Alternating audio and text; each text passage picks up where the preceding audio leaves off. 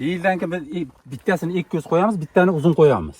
Ha, bu pastdagisi o'rinbosarga. Ha. Buni 6 ta 8 ta ko'z qilib qo'yasiz. Bu o'rinbosarga 2 ta qilib kesasiz. Shunda hosildor yana ham ko'payar ekanda. O'sha rejangiz bo'yicha. Ishni olyapti. Endi bu yerda hozir qisqacha gaplashdik. Bitta narsani aytishimiz kerak. Davlatbek aka azotni hisobladik hozir. Azot juda ham ko'p berilyapti. Shunga qaramasdan hozircha masalan katta muammo ko'rmayapmiz, lekin azotni bemalol kamaytirsangiz bo'ladi, kaliyni oshirishimiz kerak bo'ladi. Kaliy tonnaga ishlaydi, ranglanishiga hammasiga sifat uchun kaliy kam berilyapti bu yerda. 30 sotix joyga faqat 50 kilo berilibdi. Buni ozgina ko'tarishimiz mumkin bo'ladi. Yana 75 kilodan 100 kilo atrofida 30 sotixga bersangiz, o'sha kaliy tuz deymiz, kuzda mana shu ikki yonidan yoyib chiqasiz.